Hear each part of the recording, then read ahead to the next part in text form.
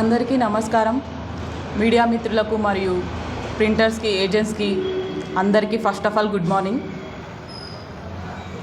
ఈరోజు మనం మాట్లాడుతున్న సమావేశం ఏంటి అంటే,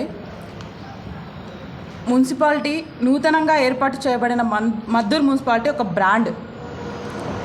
మద్దూరుగా మనం మద్దూరుని నవనిర్మాణం చేసుకోవాలని అనుకోవాలి, కానీ ఏదేదో పిచ్చి పిచ్చి మాటలు చెప్పేసి మన అభివృద్ధిని మనమే చెడగొట్టుకుంటున్నాం.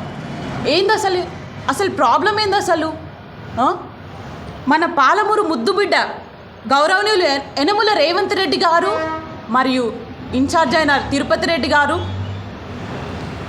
ఎల్లప్పుడూ మనకు అందుబాటులో ఉండడం మన అదృష్టం. అది అంతే తప్పితే ఇప్పుడు ఎక్కడి నుంచో వచ్చి ముద్దురాజు వర్గాలు అని చెప్పేసి ఒక కులమత భేదాలు అన్నీ అది అలా చేసుకొని ఎందుకు మన అభివృద్ధిని మనమే చెడగొట్టుకోవాలి?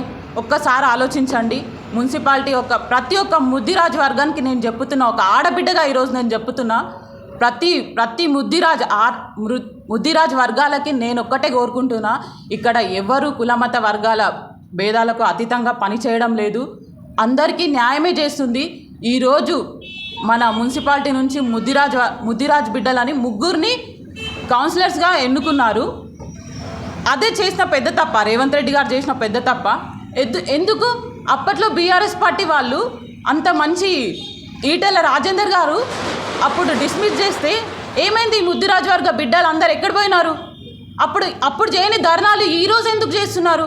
గోవిందన్నకి లేని బాధ వీళ్ళు అనవసరంగా గోవిందన్నని టార్గెట్ చేస్తున్నారు. ఒక్కటే నా విన్నపం ఏంది అని అంటే, గోవిందన్నని టార్గెట్ చేయకండి. అసలు గోవిందన్ననే ప్రపోజ్ చేసినాడు. అసలు మీ బాధ ఎందుకన్నా? మీరు కూడా ఒక ముద్దిరాజు బిడ్డలే కదా. ఈరోజు ముద్దిరాజు అని అందరినీ బ్లేమింగ్ ఎందుకు చేస్తున్నారన్నా? ఈరోజు దినదిన అభివృద్ధి జరుగుతుండడమే మన పాపమా? ఈరోజు చూస్తున్నాం కదా, ప్రతి రోడ్డు వర్క్స్ కానీ శరవేగంగా పనులు ఇట్లా జరిగిపోతున్నాయి. అయినా కూడా ఏంది అసలు రేవంత్ రెడ్డి గారిని, తిరుపతి రెడ్డి గారిని టార్గెట్ చేయాల్సిన పని అవసరమేంది అసలు?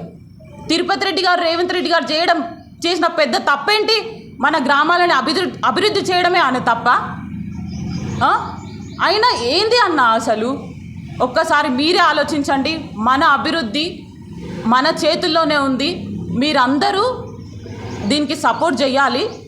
అనవసరంగా బీఆర్ఎస్ పార్టీ వాళ్ళు కానీ ఇతర పార్టీ వాళ్ళు రెచ్చగొడుతున్నారు.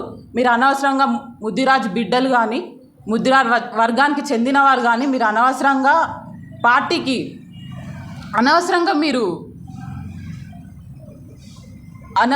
మీరు ఊహించుకోకండి.